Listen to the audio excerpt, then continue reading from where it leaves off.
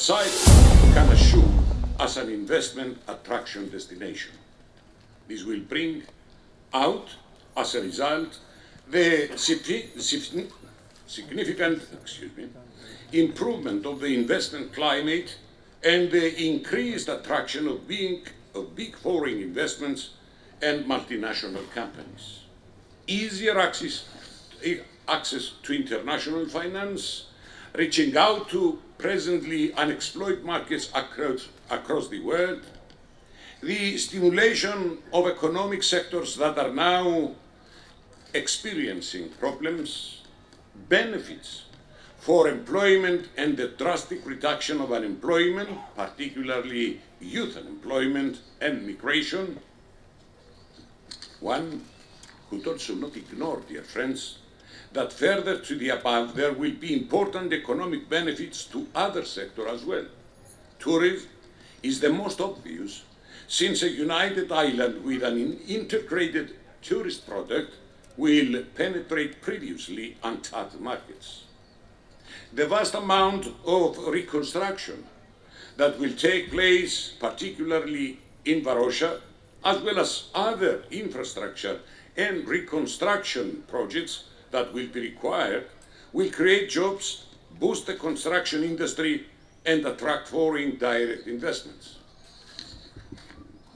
The expansion and development of economic sectors that are still largely undeveloped or not developed to the required extent and their full potential. I'm not mentioning shipping, which has been mentioned by my friend Mustafa, which nowadays we are the first within the Eurozone and the third within the European Union and 10th globally. If we can take into consideration that after a solution, the Turkish ports are going to be opened to accept the Cyprus ships or the ships bearing the Cyprus flag, you can imagine how much we are going to be benefited, all of us. According to a number of studies conducted both by the Cyprus Chamber of Commerce and Industry and others, it has been estimated that with the settlement there is a potential that the all-island GDP could double in 20 years' time through, amongst others, a significant additional annual income creation in the various sectors of the economy, as already been mentioned, and more than those who have been specifically mentioned. And it is obvious that the growth of these sectors will create spillover effects for wholesale and retail trade, and the overall lift to economic activity will significantly reduce unemployment rate. I do understand that there is concern as regards the economic cost of a solution to the Cyprus problem. But based on the above, I am confident that the economic benefits, once a solution is to be reached, offset and neutralize any temporary or short-term economic costs to be incurred. To put it very simply, we cannot put all our eggs in the same basket, because this will make our economy fragile and vulnerable to shocks. Therefore, we must strive to excel not only in a specific economic sector, but in all sectors that our common economy will be based upon. As expected, construction sector will benefit from the settlement of the problem. Apart from the reconstruction efforts, increased demands for holiday homes will definitely create new opportunities for the construction sector, creating new jobs. Of course, this needs to go hand in hand with our careful planning, with the participation of all stakeholders, in order to sustain development without compromising from our environment and our natural and historical assets.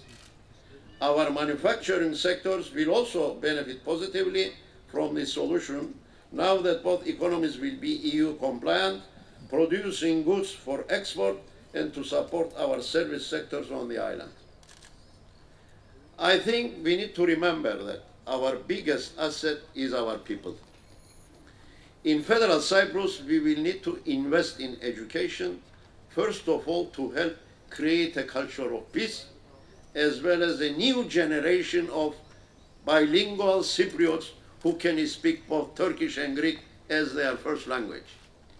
Dear guests, one of the first actions in federal Cyprus, I believe, should be to establish a federal competitiveness council, similar to many European and international examples, where all social partners and stakeholders are represented. Together with the federal administration representatives, the business organizations, sectoral and professional associations, and labor unions must sit together around the same table to discuss what needs to be done to ensure a healthy and well-functioning competitive economy that provides employment to its citizens. We believe that the participation of civil society and citizens in the peace process and in our efforts to establish a common future together is essential for success. One recent example of such cooperation is the establishment of the Cyprus Dialogue Forum, which brings together the representatives of political parties, business communities, labor unions, and non-governmental organizations from both communities in order to support the dialogue and peace process in Cyprus. I genuinely support such initiatives because without the participation of citizens and civil society, it is not possible to build a common future together. Dear friends, we will need to transform our country, and we need to start doing it without any further delay. Transition from our current situation to the Cyprus we want to build will definitely require us to cooperate and work hard. This is what we owe to our younger generations.